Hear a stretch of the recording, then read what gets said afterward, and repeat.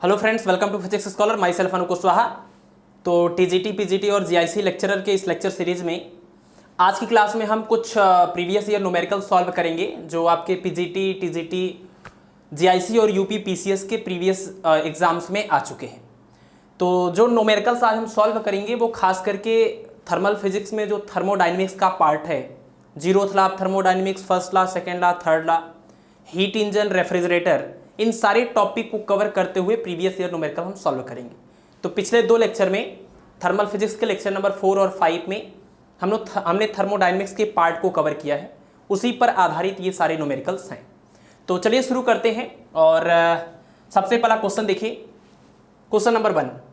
A gas is suddenly compressed to 1/4 of its original volume if the original temperature is 27 degree Celsius and gamma is equal to 1.5, then rise in temperature। तो temperature में कितना rise हुआ, कितने का increment हुआ, ये आपको find out करना है। देखिए, गैस इज सडनली कंप्रेस्ड। पहली बात तो इससे पता चलता है कोई भी प्रोसेस जो सडनली होता है दैट इज एडियाबैटिक प्रोसेस। ठीक है, ये आप ध्यान रखिएगा। कोई भी प्रोसेस जो बहुत फास्ट होता है, जिसके दौरान transfer of heat delta Q is equal to 0 है, that is called adiabatic process. और एडियाबैटिक प्रोसेस में जो गैसें होती हैं वो कौन से लॉ को फॉलो करती हैं, तो ये हम पहले ही बता चुके हैं, दैट इज पाइसन्स लॉ। ठीक है, पाइसन के नियम को पालन करती हैं ये, यानी कि PV⁴ gamma is equal to constant. इस क्वेश्चन से ऐसा ही पता चलता है कि एक सडनली कोई प्रोसेस है, सडनली कंप्रेशन या एक्सपेंशन होता है तो वो एडियाबैटिक ही हो सकता है। तो कंप्रेस करके जो वॉल्यूम है उसको 1/4 कर दिया गया, यानी अगर इनिशियल वॉल्यूम V है तो फाइनल वॉल्यूम जो है वो इनिशियल का 1/4 यानी 1/4 V हो गया। और ओरिजिनल टेम्परेचर या इनिशियल टेम्परेचर दिया हुआ है T1। तो T1 कितना है? T1 is 27 degree Celsius. तो T1 27 प्लस 273 ऐड कर देंगे तो ये 300 केल्विन आ जाएगा। क्योंकि आपको पता है कि ये जितने भी हम फार्मूले यूज करने वाले हैं उसमें जो कैपिटल T यूज होगा दैट इज इन केल्विन। ठीक है, तो हमने इस टेम्परेचर को केल्विन में चेंज कर लिया। गामा की वैल्यू गिवन है और आपको राइज इन टेम्परेचर चाहिए। तो राइज इन टेम्परेचर कैसे मिलेगा? अगर इनिशियल टेम्परेचर आपको पता है, फाइनल टेम्परेचर पता चल जाए तो फाइनल में से इनिशियल को माइनस कर देंगे तो राइज इन टेम्परेचर मिलेगा। यानी हमारा सबसे मेन टारगेट पहले T2 पता करना है। T2 पता करने के बाद rise in temperature delta T पता करेंगे कैसे? T2 माइनस T1 से। और जो T2 की वैल्यू आनी चाहिए वो T1 से ज़्यादा आनी चाहिए, तभी राइज इन टेम्परेचर मिलेगा, नहीं तो फॉल मिल जाएगा। तो अगर क्वेश्चन में राइज इन टेम्परेचर बोला है तो ये कंफर्म है कि T2 की वैल्यू ग्रेटर देन T1 होगी। अब देखिए, पाइसन्स लॉ को ये जो गैसें होती हैं वो एडियाबैटिक प्रोसेस में पाइसन्स रूल को फॉलो तो करती हैं, PV⁴ gamma is equal to constant. लेकिन आप देखिए यहाँ पर जो रिलेशन आपको यूज करना है वो वॉल्यूम और टेम्परेचर का यूज करना है। तो पाइसन्स लॉ के 3 रूप हमने आपको बताए थे, तीनों याद रखिए। एक तो ये हो गया प्रेशर और वॉल्यूम के लिए, दूसरा होता है T⁵ is equal to K, और तीसरा जो होता है वो होता है T⁵ is equal to K। ये तीनों के तीनों पाइसन्स लॉ ही हैं। तो कोई भी एडियाबैटिक प्रोसेस में रिक्वायरमेंट के अकॉर्डिंग आप इन तीनों में से कोई भी एक इक्वेशन यूज कर सकते हैं। तो यहाँ पर हमको वॉल्यूम और टेम्परेचर का रिलेशन चाहिए तो हम ये वाला रिलेशन यूज करेंगे, और 2 कंडीशन में यूज करना है तो आप कह सकते हैं। ठीक है, ये हम यहाँ से हटा रहे हैं ऊपर से इन चीज़ों को। तो यहाँ पर हम ये कह सकते हैं T1 V1 gamma -1 is equal to T2 V2 gamma -1। यही हम यहाँ पर स्टेप यूज करेंगे। T1 रख दीजिए आप, कितना है? 300 केल्विन। और देखिए V1 और V2 अगर दोनों को एक साथ कर दें और T2 को इधर ले आएँ तो अपान में T2 इज इक्वल टू, इधर जाके ये बन जाएगा V2 अपान V1 और इसका होल पावर गामा -1। V2 की वैल्यू है V/4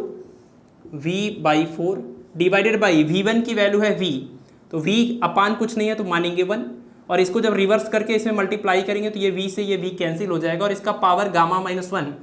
क्वेश्चन में गामा की वैल्यू कितनी है? गामा की वैल्यू है 1.5, तो यहाँ पर वैल्यू रखेंगे 1.5 -1, तो यहाँ से आ जाएगा 300/T2 इज इक्वल टू, यहाँ से 1/4 और इसका होल पावर 1.5 -1 यानी कि 0.5 का मतलब पावर 1/2, तो 1/4 का होल पावर 0.5 कहिए चाहे 1/2 कहिए। 1/2 का मतलब स्क्वायर रूट होता है, तो इसका स्क्वायर रूट लेंगे तो ये आ जाएगा 1/2, 1/4 का स्क्वायर रूट 1/2।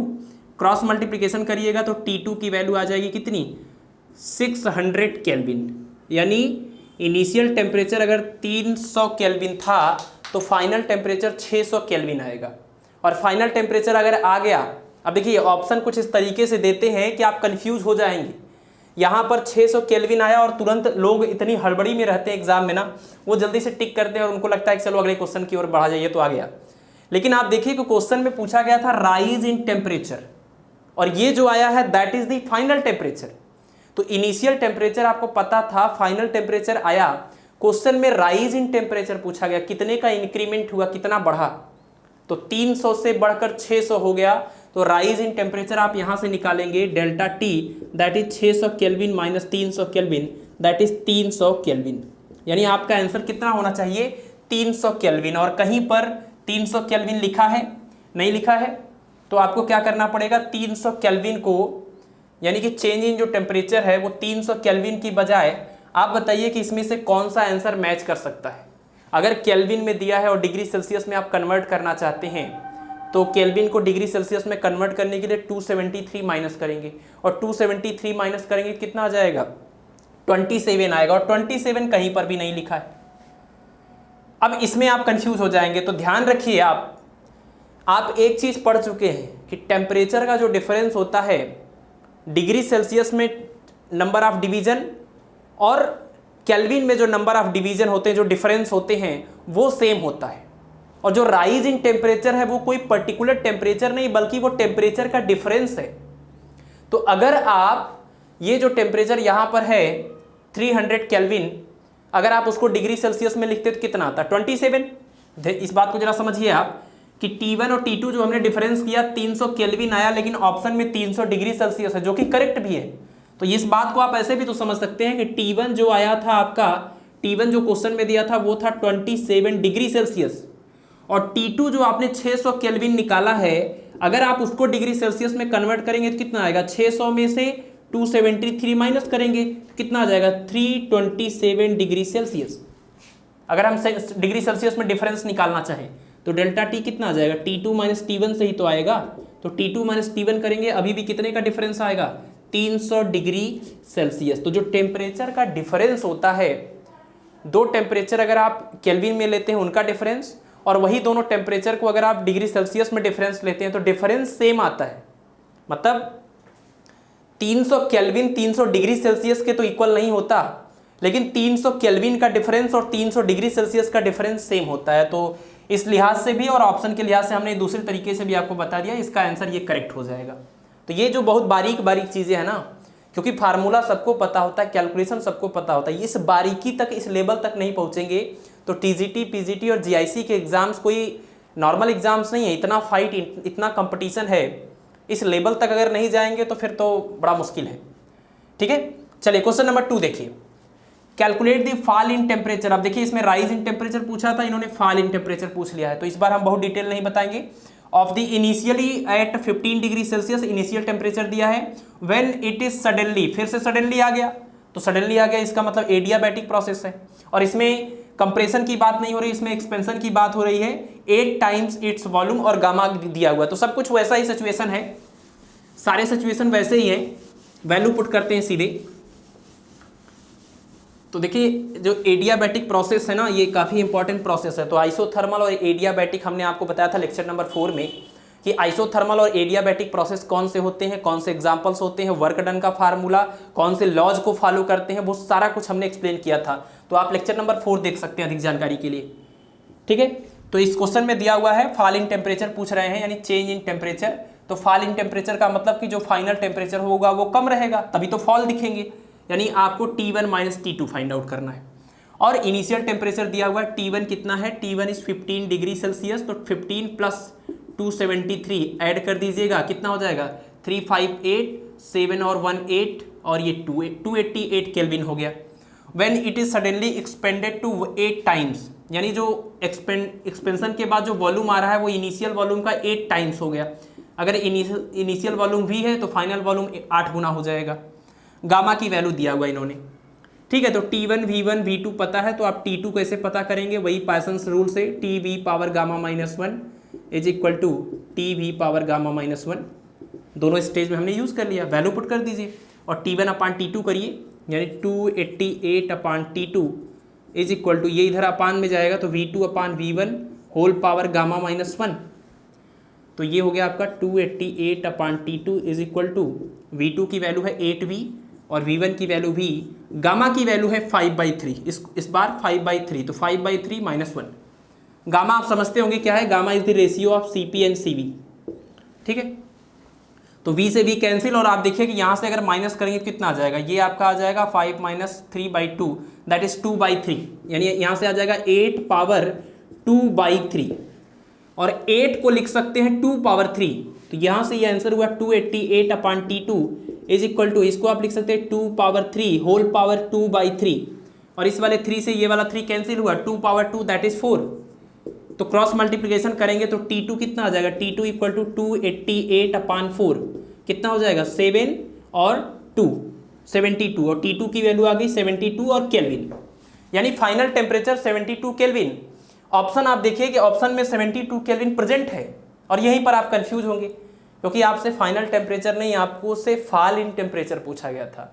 तो फाइनल और फॉल में डिफरेंस है, फॉल इन टेम्परेचर मतलब इनिशियल और फाइनल का डिफरेंस, तो इनिशियल और फाइनल का डिफरेंस निकालिए, और इस बार सारे ऑप्शन केल्विन में है तो उतना कंफ्यूजन भी नहीं है। तो वैल्यू पुट कर दीजिएगा, T1 इज कितना है क्वेश्चन में, T1 की वैल्यू कितनी थी, T1 हमने यहाँ पर चेंज करके रखा था, 288 आया था, T1 जो है 288 है, तो 288 माइनस 72, और कितना आ जाएगा, ये आ जाएगा आपका 6 और ये 1 और ये 2 और इतना केल्विन, यानी 216 केल्विन। तो इसका आंसर बहुत ही ऑब्वियस है, 216 केल्विन, इतना होगा फॉल इन टेम्परेचर। अगर ये ऑप्शन डिग्री सेल्सियस में होता तब भी ये करेक्ट था, क्योंकि डिफरेंस सेम होता है। चलिए नेक्स्ट क्वेश्चन की ओर मूव करते हैं, दोनों क्वेश्चंस दो डिफरेंट टाइप से हो गए। नेक्स्ट क्वेश्चन में दिया हुआ है कार्नो रेफ्रिजरेटर, आप समझते हैं रेफ्रिजरेटर एक रिवर्स कार्नो इंजन होता है, ये कार्नो हीट इंजन होता है जो उससे जस्ट रिवर्स डायरेक्शन में ये काम करता है, और इसके लिए डिफाइन होता है, इसकी इफिशियंसी को बताने के लिए जो टर्म होता है that is coefficient of performance. A Carnot refrigerator operates between 0 degree Celsius and 100 degree Celsius, its coefficient of performance is. तो कार्नो इंजन के कोफिशिएंट ऑफ परफॉर्मेंस को पता करने का एक बड़ा ही आसान सा फार्मूला होता है जिस पर खूब सारे क्वेश्चंस पूछे जाते हैं, है ना। हीट इंजन और कार्नो इंजन जो है इन पर आधारित ढेर सारे सवाल पूछे जाते हैं, और जबकि फार्मूले बड़े ही लिमिटेड है और बहुत ही सिंपलेस्ट भी है। मुझे लगता है कि थर्मोडायनेमिक्स का जो ये पार्ट है ये सबसे आसान पार्ट्स में से एक है, इसके क्वेश्चंस आते खूब है एग्जाम में, और सॉल्व करना कितना आसान होता है, इक्वेशन पता है, कैलकुलेट कर लीजिए। तो आपको दोनों टेम्परेचर दिया हुआ है, जो लो टेम्परेचर है उसको हम T2 बोलते थे, आप देख लीजिए, कार्नो इंजन हो मतलब हीट इंजन हो चाहे रेफ्रिजरेटर हो, जो लो टेम्परेचर होता था सिंक का उसको T2 नाम दिए हैं, जो हाई टेम्परेचर होता था सोर्स का उसको T1 बोलते थे। तो आप कह सकते हैं T1 इज 100 डिग्री सेल्सियस, और डिग्री सेल्सियस में क्यों लिखेंगे, इसको तो केल्विन में कन्वर्ट करना है, तो 273 प्लस कर दीजिए तो 373 केल्विन, और T2 कितना है, तो लो टेम्परेचर है 0 और प्लस 273 ऐड कर देंगे तो ये आ जाएगा 273 केल्विन। और कोफिशिएंट ऑफ परफॉर्मेंस, तो कोफिशिएंट ऑफ परफॉर्मेंस का फार्मूला अगर आपको याद हो, कोफिशिएंट ऑफ परफॉर्मेंस रेफ्रिजरेटर के लिए कोफिशिएंट ऑफ परफॉर्मेंस डिफाइन होता है, और हीट इंजन या कार्नो इंजन के लिए इफिशियंसी डिफाइन होता है। तो कोफिशिएंट ऑफ परफॉर्मेंस जिसको बीटा से एक्सप्रेस करते हैं या फिर के से भी एक्सप्रेस करते हैं, दैट इज इक्वल टू, ये आपने फार्मूला पढ़ा होगा Q2 अपान W। एक और फार्मूला था, W की वैल्यू जब रख देते थे तो यहाँ से आता था Q1 माइनस Q2। एक और आता था जब टेम्परेचर के फॉर्म में लिखते थे तो सेम टाइप से टेम्परेचर का expression T2 upon T1 minus T2। तो बस इतने ही फार्मूले हैं कोफिशिएंट ऑफ परफॉर्मेंस के, तो इनमें से किसी न किसी एक में तो आपका क्वेश्चन फंस ही जाएगा। तो यही वाला फार्मूला हमको फिलहाल यूज करना पड़ेगा कोफिशिएंट ऑफ परफॉर्मेंस के लिए, और वैल्यू पुट कर दीजिए, सिंपल सा आंसर आएगा। T2 की वैल्यू कितनी है 273 बाई T1 है आपका 373 और माइनस ये T2 273, डिफरेंस कर लीजिए 100 आ जाएगा, 273 बाई 100, यही है, और इसकी कोई यूनिट नहीं आएगी क्योंकि ये भी केल्विन कैंसिल हो जाएगा, यही आपका आंसर हो जाएगा। तो 273/100 इसका फाइनल आंसर होगा, that is option number D correct हो जाएगा। ठीक है, चलिए इन सारे क्वेश्चंस को नोट करिए। अब बात करते हैं क्वेश्चन नंबर 4 की। देखिए, तो क्वेश्चन नंबर काफी इंटरेस्टिंग है, और इस क्वेश्चन में तो सिर्फ एक चीज पूछा गया, लेकिन इससे हम 4 चीजें आपको कैलकुलेट करके दिखाएंगे कि कभी भी अगर प्रेशर और वॉल्यूम का कोई ऐसा ग्राफ दे दिया जाए और आपसे वर्क पूछा जाए तो क्या क्या पॉसिबिलिटी है, क्या क्या पूछा जा सकता है। ठीक है, फिलहाल सबसे पहले हम इस क्वेश्चन को सॉल्व करेंगे जो इन्होंने पूछा है। इस क्वेश्चन में पूछा हुआ work done in cyclic process in cycle ABC। ये जो पूरा साइक्लिक प्रोसेस है ABC, इसके दौरान कितना वर्क डन होगा पीवी ग्राफ से आपको फाइंड आउट करना है, और जो भी फाइंड आउट करना है वो आंसर आपका जूल में आना चाहिए। यहां पर वॉल्यूम लीटर में है और जो प्रेशर है वो न्यूटन पर मीटर स्क्वायर में है। ठीक, तो हम आपको इस पीवी ग्राफ से एक चीज बता दें कि देखिए ये जो ग्राफ है वो जहां से स्टार्ट होता है अगर वहीं पर पहुंच जाता है दोबारा, तो इसको हम बोलते हैं साइक्लिक प्रोसेस। साइक्लिक प्रोसेस में जो आपको कर्व है अगर वो क्लॉकवाइज दिखता है, ये बातें आपको याद रखनी है, मतलब हम सारा कुछ ही समराइज कर दे रहे हैं, एक क्वेश्चन के साथ 10 और चीजें आप सीखिए तो ही फायदेमंद है। तो अगर क्लॉकवाइज आपको ये कर्व दिखता है तो वर्क डन पॉजिटिव होगा, और अगर एंटी क्लॉकवाइज दिखता है, एंटी क्लॉकवाइज, तो जो वर्क डन होता है वो निगेटिव होता है। एक बात ये याद रखिए। दूसरी बात कि यहां पर जो वर्क डन आपको फाइंड आउट करना है, कभी भी वर्क डन फाइंड आउट करने के लिए वर्क का वैसे एक फार्मूला होता है P × डेल्टा V, ये फार्मूला होता है, और यहां से आप इसको इस तरीके से भी लिख सकते हैं P और ब्रैकेट में V2 - V1 final minus initial volume. अगर प्रेशर कांस्टेंट है तब ये फार्मूला हम यूज कर सकते हैं, बाकी इन जनरल आप ये फार्मूला यूज सकते हैं जब प्रेशर भी वेरिएबल हो तो P dV from V1 to V2। ठीक है, तो ये फार्मूला आप यूज कर सकते हैं ऐसे केस में अगर वेरिएबल प्रेशर है तो। इसके साथ ही साथ आप देखिए यहां से कि प्रेशर और वॉल्यूम का जो ग्राफ दिखा हुआ है, यानी पीवी कर्व इसको बोलते हैं, इस कर्व में जिस भी कर्व के अलोंग, जिस भी प्रोसेस के अलोंग आपसे वर्क डन पूछा जाए, आप हमेशा उस कर्व से, उस ग्राफ से वॉल्यूम वाले एक्सिस पर एक परपेंडिकुलर ड्रॉप करिएगा, दोनों एंड से परपेंडिकुलर ड्रॉप करिएगा। उसके अंदर जितना भी एरिया आएगा that area will give you the work done. यानी आप कह सकते हैं work done in PV curve. PV curve में वर्क डन कैसे निकलता है, तो area under the PV curve, लेकिन किधर, on volume axis. Volume axis पर ये जैसे आपसे पूछा जाए ए से लेकर सी तक वर्क कैलकुलेट करिए। ठीक है, ए से लेकर सी तक अगर वर्क, देखिए यहां पर ये गलत हो गया है, ये बी यहां पर है, सी यहां पर है, तो ए से लेकर बी तक अगर वर्क पूछा जाए तो ए को पकड़िए, बी को पकड़िए, दोनों से परपेंडिकुलर ड्रॉप करिए, यानी आपको इसका ये पूरा एरिया निकालना पड़ेगा वर्क डन के लिए। अगर आपसे पूछा जाता है बी से लेकर सी तक कितना वर्क डन हुआ, तो बी को पकड़िए, सी को पकड़िए, नीचे परपेंडिकुलर ड्रॉप करिए, बीच में देखिए ये रेक्टेंगल जैसा बन रहा है, इसका एरिया फाइंड आउट करना पड़ेगा, ये वर्क बताएगा। अगर आपसे पूछा जा रहा है कि सी से ए तक कितना वर्क हुआ है, तो सी और ए दोनों को पकड़िए, नीचे ले आइए, तो नीचे ले आएंगे कोई एरिया नहीं मिलेगा, सिर्फ एक पॉइंट मिलेगा, इसका मतलब इसमें वर्क डन 0 हो जाएगा। तो कभी भी प्रेशर और वॉल्यूम का ग्राफ दिया हो और आपसे किसी भी प्रोसेस के दौरान पूछा जाए कितना वर्क हुआ है, आप उसके दोनों एंड्स को पकड़िएगा, वॉल्यूम वाले एक्सिस पर परपेंडिकुलर ड्रॉप करिएगा, उसके अंदर जितना भी एरिया आता है वो एरिया फाइंड आउट करिएगा, वही वर्क डन हो जाएगा। इतनी बातें आपको पीवी वक्र के पीवी ग्राफ के बारे में याद रखनी है। अब हम क्वेश्चन पर आते हैं। क्वेश्चन में पूरा साइक्लिक प्रोसेस ABC के लिए वर्क डन पूछा है। पहली बात तो आप देखिए ये क्लॉकवाइज है और क्लॉकवाइज है तो वर्क डन जो आएगा वो पॉजिटिव आएगा। दूसरी बात ये कि किसी भी साइक्लिक प्रोसेस में जो वर्क डन होता है उसका सीधा सीधा फार्मूला आपको याद रखना है। साइक्लिक प्रोसेस के लिए work done is equal to area under cycle.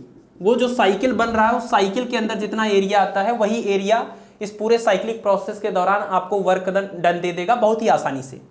तो यानी इस साइक्लिक प्रोसेस में वर्क डन निकालने के लिए इस ट्रायंगल का एरिया निकालेंगे, और ये एक राइट एंगल ट्रायंगल है तो 1/2 इंटू बेस इंटू हाइट, इसी से निकल जाएगा एरिया। तो बेस कितना है, बेस देखिए बेस है आपका बी से लेकर सी तक, तो 1/2 इंटू BC, और हाइट कितना है, हाइट है सी से लेकर ए तक। ध्यान रखिएगा ये जो वॉल्यूम है वो लीटर में है और आपको आंसर जूल में देना है, तो उस लीटर को आपको MKS सिस्टम में कन्वर्ट करना पड़ेगा। और याद रखिए 1 लीटर इज इक्वल टू होता है 10⁻³ मीटर क्यूब। 1 लीटर, ये बहुत ही इंपॉर्टेंट कन्वर्जन रिलेशन है, याद रखिए। तो यहाँ से हम रखेंगे 1/2 इंटू बेस बी से लेकर सी तक कितना होगा, सॉरी इस क्वेश्चन में हमने ये लिखना भूल गए हम, इस क्वेश्चन में ये वैल्यू गिवन है, एक सेकेंड, हाँ यहाँ पर 4 है, ये 4 है, ये 1 है, और ऊपर यहाँ पर 2 है और यहाँ पर 4 है। बिना इसके कैसे कर पाएंगे जब हमको मेजरमेंट ही नहीं पता है। अब क्लियर हो गया। तो B से लेकर C तक कितना है, तो यहाँ से देखिए, यहाँ से 1, यहाँ से 4, तो यानी 4 - 1 करेंगे 3 आ जाएगा। तो 4 - 1 इंटू C से A तक कितना है, C से A तक है 4 - 2, यहाँ पर हमने लिख दिया 4 - 2। लेकिन ठीक है कि जो प्रेशर है वो MKS सिस्टम में है, कोई प्रॉब्लम नहीं है, लेकिन ये जो आपने वॉल्यूम लिखा है वो तो लीटर में यहाँ है ना, और आपको आंसर वर्क की वैल्यू जूल में चाहिए, तो इस लीटर को मीटर क्यूब में कन्वर्ट करना पड़ेगा। तो ये जो 4 - 1 आपने किया है, इसके साथ में 10 - 3 से मल्टीप्लाई करेंगे। अब ये जो आंसर होगा वो आपका मीटर क्यूब में रहेगा। अब पूरा कैलकुलेशन आप कर लीजिए। देखिए 4 - 1 3, तो 1/2 इंटू 3 इंटू 10 - 3 इंटू 4 - 2 यानी 2 से 2 कैंसिल, कितना आ जाएगा 3 इंटू 10 - 3, और ये वर्क डन अब किस में आ जाएगा, जूल में आ जाएगा। ठीक है, तो इस क्वेश्चन के अकॉर्डिंग आपका आंसर हो जाएगा 3 इंटू 10 - 3 जूल, यानी ऑप्शन नंबर 1 करेक्ट हो जाएगा। बट हम आपको बाकी 3 और भी वर्क डन कैलकुलेट करके दिखा रहे हैं, जो हमने ये सारी बातें आपको बताई हैं। अगर आप नोट्स बना रहे हैं तो इसको जरूर नोट करिएगा, क्योंकि ऐसा ही क्वेश्चन पूछा जाए ये जरूरी नहीं है। तो पीवी ग्राफ पर कुछ भी पूछा जाता है तो ये सारी चीजें पता है, तो कोई भी टाइप का न्यूमेरिकल आप कर लेंगे। ठीक है, तो नेक्स्ट जो हम इसी में कर रहे हैं, यहीं पर आप देख लीजिए। नेक्स्ट अगर आपसे पूछा जाए कि ए से लेकर बी तक, ठीक है, ये हमने आपका क्वेश्चन सॉल्व किया है, और इसके ऊपर अगर आपसे ए से लेकर बी तक वर्क डन पूछा जाए, W from A to B, तो इसमें क्या करना पड़ेगा, यहां से परपेंडिकुलर ड्रॉप करेंगे, यहां से परपेंडिकुलर ड्रॉप करेंगे, तो इसका भी एरिया चाहिए, इसका भी एरिया पूरा आ जाएगा इसके अंदर। तो आपको क्या करना पड़ेगा, एरिया ऑफ ट्रायंगल ABC, और उसके साथ ही साथ अब यहाँ पर भी कुछ नाम देना पड़ेगा, C तक हो गया, D और E नाम दे दीजिए। उसके बाद प्लस में एरिया ऑफ रेक्टेंगल कह लीजिए, स्क्वायर कह लीजिए, ये क्या हो जाएगा आपका BCDE, इसका पूरा एरिया। तो इसका तो एरिया आपने निकाल ही लिया, कितना आया था 3 इंटू 10 - 3 इसका आया था, प्लस इसका निकाल लीजिए, लेंथ इंटू ब्रेथ करेंगे, और ये 4 - 1 3 हो गया, और 10 - 3 से मल्टीप्लाई करेंगे, मीटर क्यूब में आएगा, और ये कितना हो जाएगा 2 हो जाएगा। तो यानी कितना हो गया 2 इंटू 3, और इसके साथ में 10 - 3, क्योंकि ये लीटर में था, अब ये मीटर क्यूब में हो गया। ठीक है, MKS सिस्टम में। तो मल्टीप्लाई करने के बाद कितना आ गया, ये 3 इंटू 10 - 3 प्लस 6 इंटू 10 - 3, यहाँ से आ जाएगा 9 इंटू 10 - 3 जूल। यानी अगर आपसे पूछा होता ए से लेकर बी तक कितना वर्क डन हुआ, तो आंसर आता 9 इंटू 10 - 3 जूल। इसी तरह से अगर आपसे पूछा जाए बी से लेकर सी तक कितना वर्क डन हुआ, W from B to C, तो B से लेकर C तक आप देखिए ये नीचे का सरफेस, ये एरिया आ जाएगा, और जब ये एरिया आ जाएगा तो यह कितना आ जाएगा 1/2, नहीं इसका एरिया निकालिए, और इसका एरिया कितना आया है 6 इंटू 10 - 3 जूल।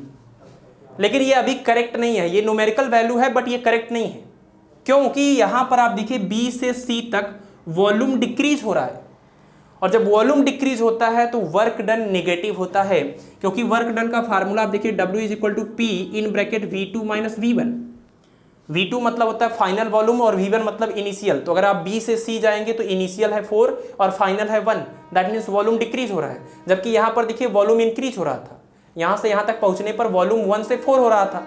तो वॉल्यूम इंक्रीज होगा तो work done positive, volume decrease होगा तो वर्क डन नेगेटिव। यहाँ पर W की वैल्यू माइनस में आ जाएगी। ठीक है, अब आपको A से B तक का वर्क डन मिल गया, B से C तक का। आप C से अगर A तक निकालें, W from C to A, तो W from C to A में जो वर्क डन आएगा वो 0 आएगा। सीधा से रीजन है, क्यों? क्योंकि C से A तक अगर आप जाते हैं तो प्रेशर में तो चेंज मिलेगा बट वॉल्यूम में चेंज मिलेगा नहीं। यानी कि वॉल्यूम में चेंज की वैल्यू है 0, तो वॉल्यूम में अगर चेंज की वैल्यू 0 है तो P into 0 is equal to 0 आ जाएगा। और आप इन तीनों को अगर ऐड कर देते हैं तब भी आपको WABC मिलेगा। कैसे? WAB plus WBC plus WCA। ये जो आपने निकाला है पूरे साइक्लिक प्रोसेस के लिए वर्क डन, उसको 3 अलग अलग टुकड़े में निकाल के जोड़ेंगे तो आंसर सेम आना चाहिए, और आएगा भी। इसकी वैल्यू कितनी, ये पहले पार्ट की वैल्यू कितनी है 9 इंटू 10⁻³ दूसरे पार्ट की वैल्यू माइनस में 6 इंटू 10⁻³ तीसरे पार्ट की वैल्यू 0। अब देखिए ये प्लस में ये माइनस में 10⁻³ कॉमन लेंगे, 9 - 6 करेंगे 3 आ जाएगा, तो 3 इंटू 10⁻³ जूल। देखिए एकदम सेम रिजल्ट आ गया। ठीक है, तो इतने डिफरेंट वेराइटीज हो सकती हैं पीवी ग्राफ से रिलेटेड, इसीलिए हमने इस क्वेश्चन को इतना टाइम दिया और इतनी डिफरेंट चीज़ें भी आपको बता दी। तो मुझे लगता है कि आपको अच्छा ही लगता होगा, बुरा तो नहीं लगता होगा कि क्वेश्चन छोटा सा था और इसको इतना लंबा खींच लिया गया। तो लंबा खींच लिया गया तो उसमें बहुत चीज़ें बताई भी तो गई हैं, कोई हम आपसे बकवास तो कर नहीं रहे, खड़े होकर गाने तो सुना नहीं रहे। ठीक है, चलिए तो नेक्स्ट क्वेश्चन की ओर मूव करते हैं। क्वेश्चन नंबर 5 देखिए, इसमें दिया हुआ है कि a Carnot engine takes 300 calorie of heat at 5 kelvin and rejects 150 calorie of heat to sink, the temperature of the sink is. Simple सा है क्वेश्चन। हमने आपसे कहा था कि हीट और मतलब हीट इंजन और रेफ्रिजरेटर के ऊपर बहुत ही आसान से क्वेश्चंस आते हैं, सिर्फ फार्मूला आपको पता होना चाहिए। तो हीट इंजन का कॉन्सेप्ट आपको पता है, कार्नो इंजन या हीट इंजन का, यहाँ पर ये सोर्स होता है जिसका टेम्परेचर T1, यहाँ पर का आपका हीट इंजन होता है और यहाँ पर आपका सिंक होता है जिसका टेम्परेचर T2 होता है। ठीक है, और ये हीट इंजन यहाँ पर कुछ एक्सटर्नल वर्क करता है W। जितना हीट ये सोर्स से लेता है दैट इज Q1, जितना हीट ये सिंक को सब रिजेक्ट कर देता है दैट इज Q2। क्वेश्चन में हीट जो लिया गया है सोर्स से वो कितना है 300 कैलोरी, और जो सिंक को दिया गया है वो कितना है दैट इज 150 कैलोरी, यानी 150 इसने यूज किया, 150 यूज नहीं किया। और एक चीज़ और यहाँ पर दिया हुआ है कि टेम्परेचर ऑफ दी सोर्स है 500 केल्विन, ये टेम्परेचर है 500 केल्विन और सिंक का टेम्परेचर पूछा जा रहा है। ठीक है, इतनी चीज़ें आपको दी हुई हैं, यानी Q1 Q2 पता है, T1 पता है, T2 पता करना है। तो जो इफिशियंसी ऑफ हीट इंजन का फार्मूला था आपको अगर याद होगा तो 1 माइनस T2/T1 या फिर 1 माइनस Q2/Q1।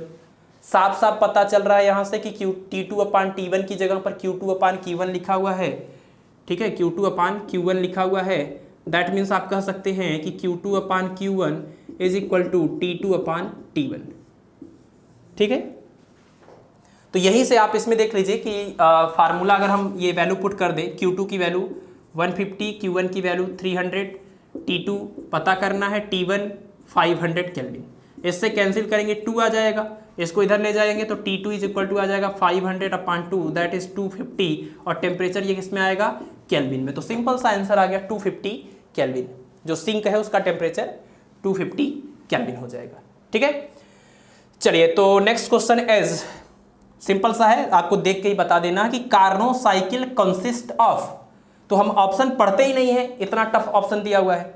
कार्नो साइकिल में आप जानते हैं कि कार्नो साइकिल यानी कार्नो जो इंजन होता है, कार्नो हीट इंजन जो कि एक आइडियल हीट इंजन होता है, वो जो पूरा एक साइक्लिक प्रोसेस में जो वर्क करता है वो पूरे 4 स्टेप में वर्क करता है, जिसका ग्राफ जो है, जिसका ग्राफ क्या कहलाता है, कार्नो साइकिल कहलाता है।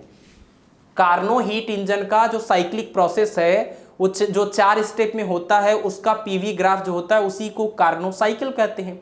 4 स्टेप में आपने देखा भी था, एक यहाँ से मिलता है आपको आइसोथर्मल एक्सपेंशन, फिर आपको मिलता है एडियाबैटिक एक्सपेंशन, फिर मिलता है आइसोथर्मल कंप्रेशन, उसके बाद मिलता है एडियाबैटिक कंप्रेशन। यानी ये हुआ आइसोथर्मल एक्सपेंशन, ये हुआ एडियाबैटिक एक्सपेंशन, ये हुआ adiabatic compression, sorry isothermal compression, और इसको बोलते हैं एडियाबैटिक कंप्रेशन।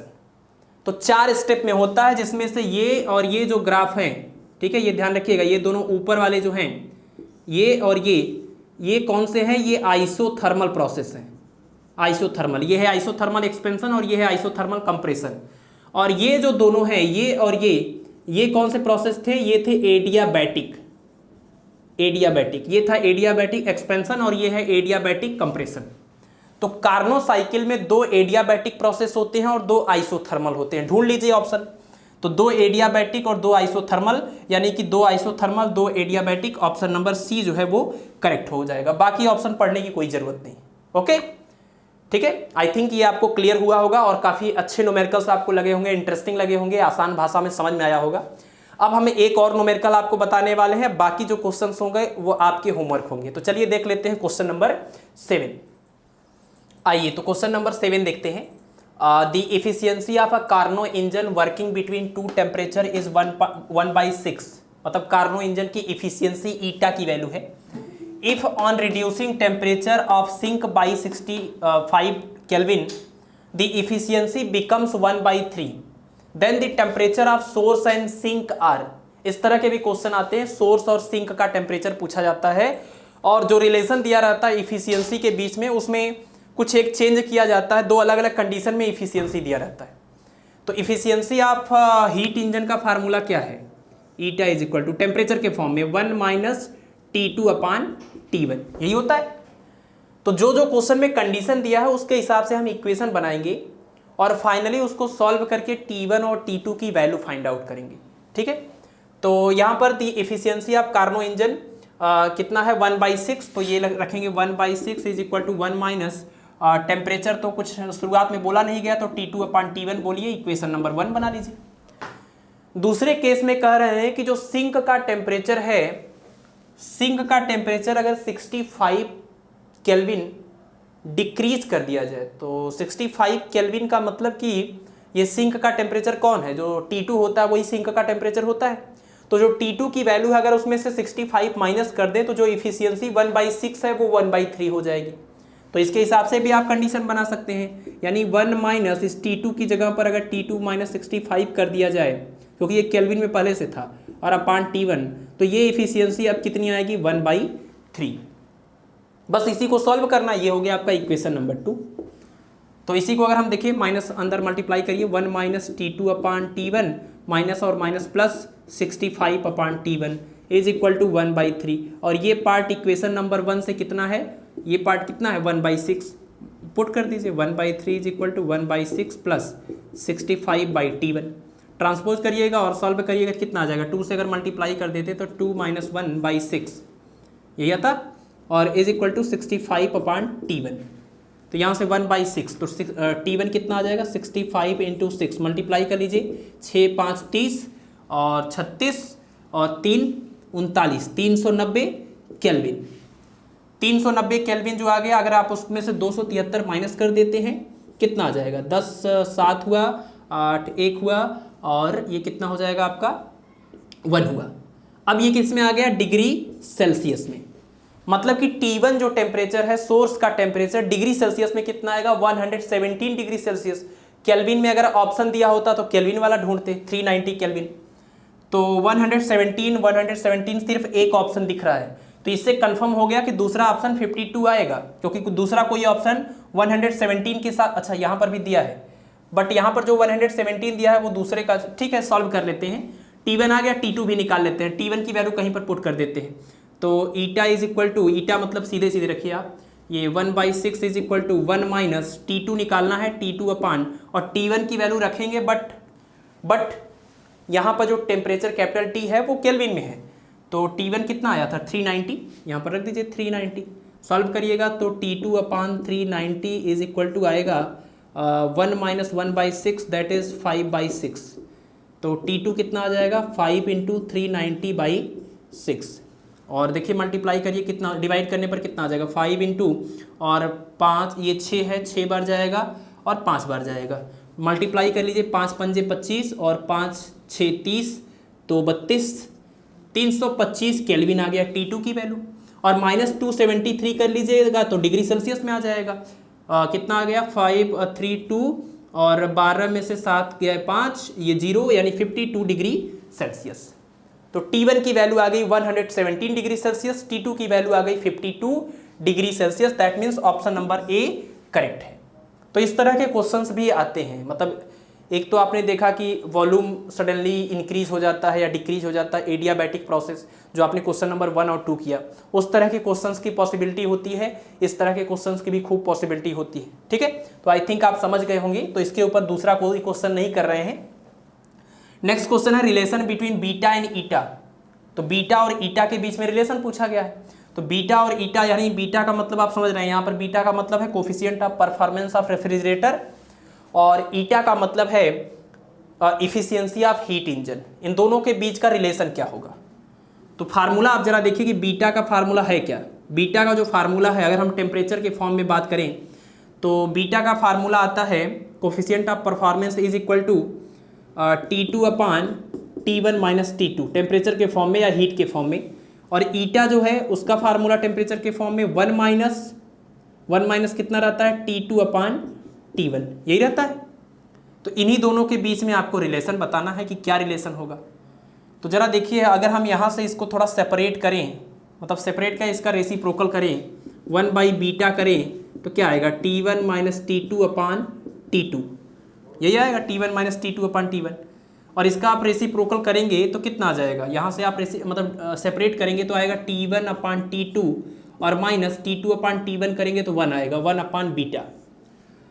ठीक है, तो यहाँ से आप T1/T2 की वैल्यू निकाल सकते हैं। पहले तो आप T2/T1 निकाल लीजिएगा, T2/T1 इक्वल टू आ जाएगा 1 माइनस ईटा। ठीक है, और T1/T2 कितना हो जाएगा, जस्ट इसी का उल्टा, तो यानी 1/β is equal to 1/1 minus eta minus 1। इसी को सिंप्लीफाई करिए, कोई एक रिलेशन मैच कर जाएगा, तो इसमें मल्टीप्लाई करेंगे। ये तो आप समझ रहे हैं ना इस बात को, ये फार्मूले हैं और इन्हीं दोनों से बस आपको रिजल्ट, फाइनल रिजल्ट ऐसे कोई लाना है। तो ये आ गया आपका 1/β is equal to 1 minus, multiply कर लीजिएगा, -1 और प्लस ईटा अपान में 1 माइनस ईटा, इससे ये कैंसिल हो जाएगा। तो 1/β से कुछ मिल रहा है लेकिन आप उल्टा कर देंगे तो बीटा इज इक्वल टू आएगा 1 माइनस ईटा अपान ईटा, और डिवाइड अगर कर देते हैं इसको आप, अच्छा मुझे लगता है कि ये आपका ऑप्शन मैच कर गया, beta equal to 1 minus eta अपान ईटा, यहाँ पर एक ऑप्शन दिया हुआ है, तो फिर ये करेक्ट हो जाएगा। अच्छा, कोफिशिएंट ऑफ परफॉर्मेंस और इफिशियंसी ऑफ हीट इंजन, इन दोनों के अलग अलग सिंबल भी हैं। इफिशियंसी को स्मॉल ई से भी एक्सप्रेस करते हैं, कोफिशिएंट ऑफ परफॉर्मेंस को के से भी एक्सप्रेस करते हैं। तो कई बार जो रिजल्ट है वो beta equal to something type ना करके eta equal to something relation पूछा जाता है, या के और ई के बीच का रिलेशन पूछा जाता है। ठीक है, तो ये सारे क्वेश्चन अभी तक हमने जितने कराए हैं वो आप जरूर करिएगा, एक बार रिवाइज कर लीजिएगा। अभी हम 2-3 क्वेश्चंस आपको दे रहे हैं होमवर्क के तौर पर, आप लोग उसको सॉल्व करके कमेंट बॉक्स में अपने क्वेश्चन का जो सोल्यूशन आ रहा है उसको आप भेजिएगा। ठीक है, चलिए देख लेते हैं आपका होमवर्क। तो आपका होमवर्क है question number 1, a Carnot engine working between 300 kelvin and 600 kelvin has a work output of 800 joule per cycle. What is the amount of heat energy supplied to the engine from source per cycle? Option जो है वो है 1600, 800, 900, 1000 joule per cycle. तो ये question है आपका question number 1। Question number 2 देखिए, थोड़ा सा डिफरेंट है, आप थोड़ा सा कोशिश करेंगे तो आंसर आ जाएगा। An ideal Carnot engine whose efficiency is 40% receives at 500 Kelvin. If its efficiency is 50%, then intake temperature for the same exhaust temperature is same exhaust का मतलब कि जहां पर वो एग्जॉस्ट होता है, दैट मीन्स जो रिजेक्टेड हीट जाता है, दैट इज सिंक का टेम्परेचर। आपको यहां पर बताया गया कि सिंक का टेम्परेचर सेम है, सेम एग्जॉस्ट टेम्परेचर का यही मतलब है। बाकी सारी वैल्यूज गिवन है, 2 अलग अलग कंडीशन में इफिशियंसी दिया हुआ है, एक केस में सोर्स का टेम्परेचर भी दिया है, तो दूसरे वाले केस में सोर्स का टेम्परेचर फाइंड आउट करना है। Options are 600, 700, 800, 900 kelvin. तो सिर्फ 2 क्वेश्चन आपके लिए हैं, 8 क्वेश्चन हमने बता दिए हैं, तो आप इसको पढ़िएगा। और मुझे उम्मीद है कि आपको ये सारे लेक्चर्स, हमारा प्रयास आपको पसंद आ रहा होगा। तो मैं इसी तरह से लगातार टीजीटी, पीजीटी और जीआईसी की पूरी तैयारी आपको कराता रहूँगा। जब तक आपका एग्जाम नहीं होता तब तक ये लेक्चर्स इसी तरीके से, इसी कंटिन्यूटी के साथ अपलोड होते रहेंगे। ठीक है, तो मिलेंगे हम आपसे नेक्स्ट लेक्चर में, तब तक थैंक यू।